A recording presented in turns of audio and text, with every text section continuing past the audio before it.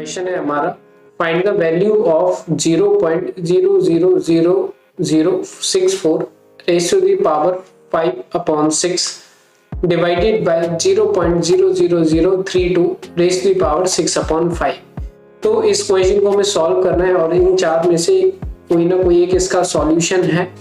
इसको पहले आप सॉल्व करके देखो, जो आंसर आता है फिर हमारे इस आंसर से आप मैच करके देखिएगा। देखिए ये सारे क्वेश्चन एक बहुत ही इंपॉर्टेंट क्वेश्चंस है, मैथ्स के कंसेप्ट्स आपके इनसे क्लियर होंगे। इसको कैसे हमें सॉल्व करना है वो मैं आपको बताता हूँ। सबसे पहले देखो सबसे बड़ी कंफ्यूजन होती है हमारे अंदर कि पॉइंट को हम कैसे एलिमिनेट करें। यहाँ पे अगर हम देखें तो ये इस वाले में पॉइंट में भी इस वाली पूरी टर्म में भी पॉइंट है और इस पूरे टर्म में भी पॉइंट है। तो सबसे बड़ी अप्रोच है कि पॉइंट से हम कैसे डील कर सकते हैं। तो देखो मैं बताता हूँ आपको सबसे सिंपल तरीका पॉइंट से हमें कैसे पीछे छुड़ाना है। सबसे पहले अगर मैं देखूं तो पॉइंट के बाद पहली वाली वैल्यू देखो, पहली वाली वैल्यू में पॉइंट के बाद कितने नंबर हैं 1 2 3 4 5 और 6।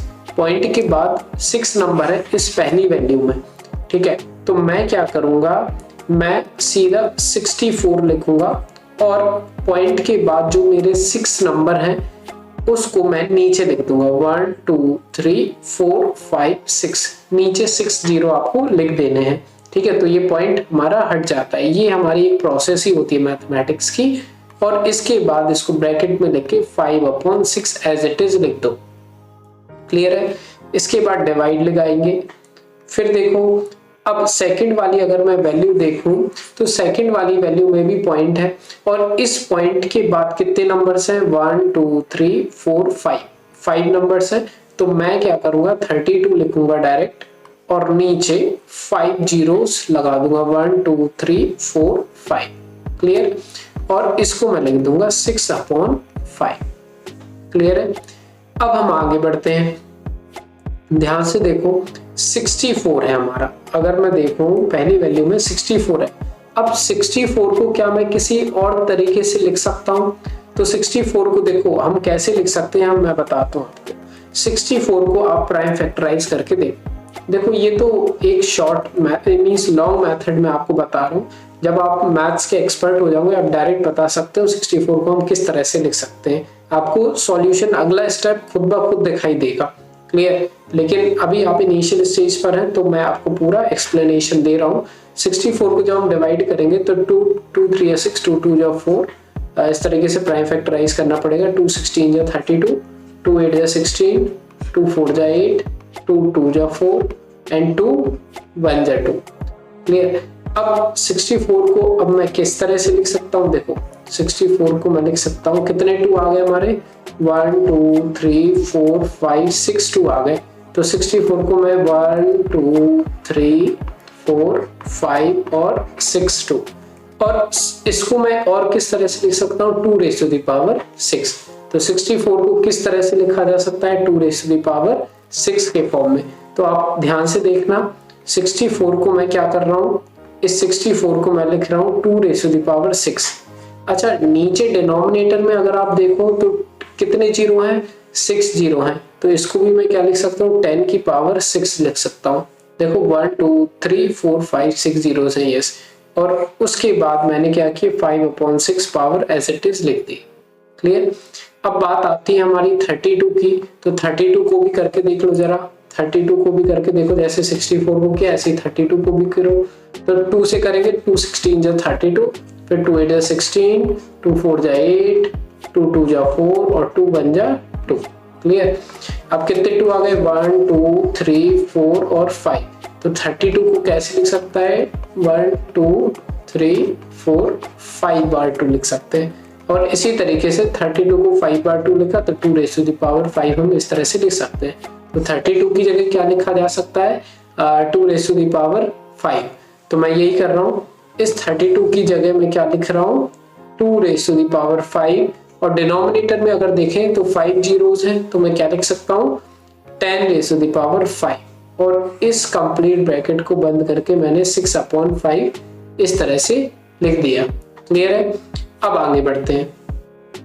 अब अगर आप देख रहे हो ध्यान से फर्स्ट वाली वैल्यू में दोनों की दोनों वैल्यू के ऊपर क्या पावर है, 6 है, न्यूमरेटर में भी पावर 6 है और डिनोमिनेटर में भी पावर 6 है।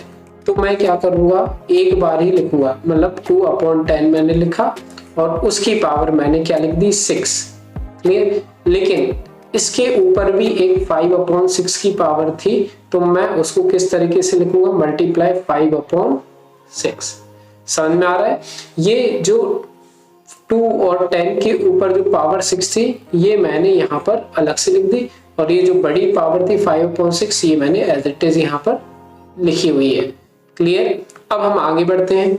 आगे बढ़ने के लिए सेकंड स्टेप, जो हमारा सेकंड टर्म है उसको हम सॉल्व करते हैं। सेम मेथड यहाँ पे भी देखना है, यहाँ पे भी 5 पावर है और यहाँ पे भी 5 पावर है, तो दोनों की कॉमन लेकर के एक पावर में लिख दूंगा। दैट मीन्स 2/10 लिखेंगे हम और उसकी होल पावर 5 लिख देंगे। क्लियर है। और उसके बाद मल्टीप्लाई बाय ये जो 6/5 जो बाहर थी हमारी पावर, इसको मैं एज इट इज लिख दूंगा। क्लियर। अब हम आगे बढ़ते हैं। देखो ध्यान से, ये वाला 6 क्योंकि मल्टीप्लाई वैल्यू और ये वाला 6 फर्स्ट वैल्यू के, ये दोनों कट जाएंगे।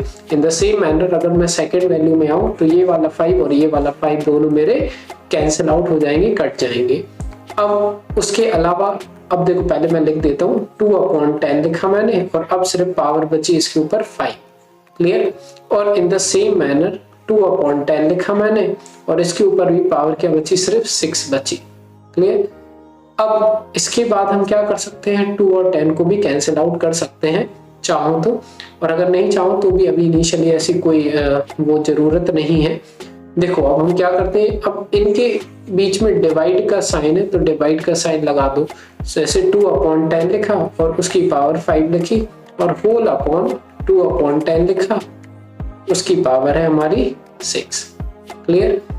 अब आप जानते हैं कि देखो दोनों वैल्यू सेम है लेकिन पावर अलग अलग है और उन दोनों वैल्यूज के बीच में डिवाइड का हमारा साइन है। तो हम जानते हैं इसको मैं क्या लिख सकता हूँ, सिर्फ एक बार लिखूंगा 2/10, ऊपर वाला 5 एज इट इज, लेकिन नीचे वाला 6 जो है ना वो प्लस में ऊपर आएगा तो ये माइनस में 6 बन जाएगा।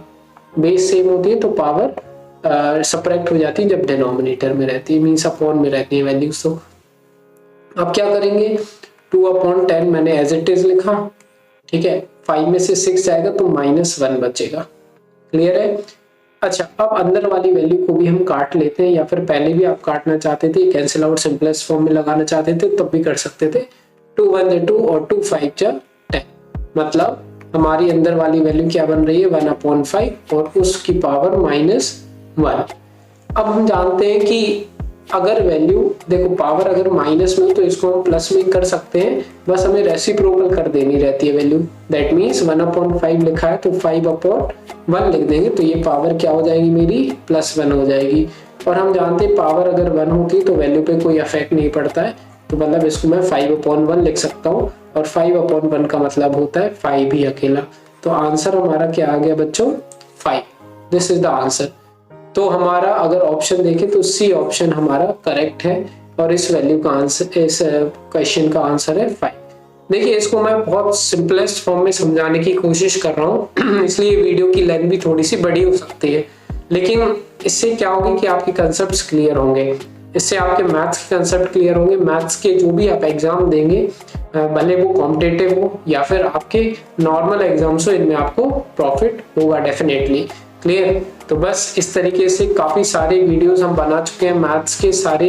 इसकी जो भी हम क्वेश्चंस करते हैं इनकी प्लेलिस्ट बनी हुई है, प्लेलिस्ट की लिंक डिस्क्रिप्शन में मिलेगी। सो वहाँ से जा करके आप ऐसे कुछ क्वेश्चंस खुद से ट्राई करके देखो, आप पे कंसेप्ट क्लियर होंगे और अगर आपको सॉल्व करते बन जाएंगे वो तो आपको बहुत मजा भी आएगा। तो मिलते हैं बच्चों नेक्स्ट वीडियो में, बाय।